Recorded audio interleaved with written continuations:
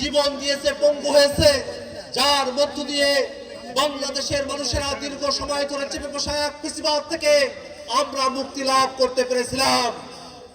এবং তারপরে আমরা একটা নতুন বাংলাদেশের প্রত্যাশা করেছি, এমন এক বাংলাদেশ যেই বাংলাদেশে কোনো বিভাজন থাকবে না, যেই বাংলাদেশের সকল নাগরিকের অধিকারকে সুরক্ষা দেওয়া হবে, যেই বাংলাদেশে গণতান্ত্রিক প্রতিষ্ঠানগুলোকে শক্তিশালীভাবে দাঁড় করানো হবে, যেই বাংলাদেশে গণতন্ত্র, ভোটাধিকার এবং রাষ্ট্রীয় প্রতিষ্ঠানগুলোতে জবাবদিহিতা নিশ্চিত করা, এটাই ছিল আমাদের মূল উদ্দেশ্য।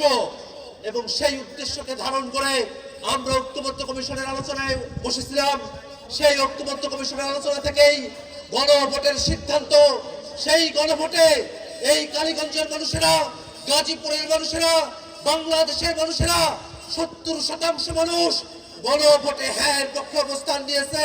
কিন্তু দুর্ভাগ্যের বিষয়, এই সংসদে প্রথম অধিবেশন, দ্বিতীয় অধিবেশন চলছে, কিন্তু এখনো পর্যন্ত গণভোটের প্রশ্নের কোনো সুরাহা করা হয় নাই।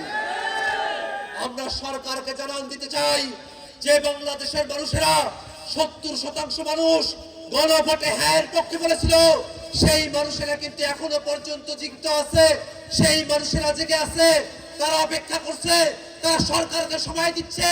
কিন্তু যতক্ষণ পর্যন্ত না গণভোটের রায় বাস্তবায়ন করা হবে, ততক্ষণ পর্যন্ত জনগণের আশাকে বাস্তবায়ন করা সম্ভব হবে না।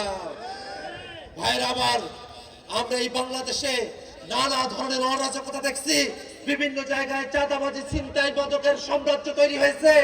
আমরা সরকারের কাছে বলতে চাই, বাংলাদেশ থেকে মাদক, চাঁদাবাজের যে সাম্রাজ্য তৈরি করা হয়েছে, সেগুলোকে অবশ্যই নির্মূল করতে হবে।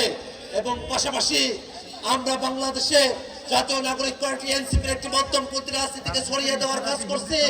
আমরা এই কালীগঞ্জবাসী এবং গোটা গাজীপুরবাসীকে আহ্বান জানাবো, এনসিপির সাথে থাকুন। এনসিপি শাপলা কলি মার্কা নিয়ে গোটা বাংলাদেশে মধ্যমপন্থী গণতান্ত্রিক যে রাজনীতির সূচনা করেছে, সেই রাজনীতির হাতকে শক্তিশালী করার জন্য আপনাদের সকলের প্রতি উদাত্ত আহ্বান জানিয়ে আমি আমার বক্তব্য এখানে শেষ করছি। ইনকিলাব জিন্দাবাদ।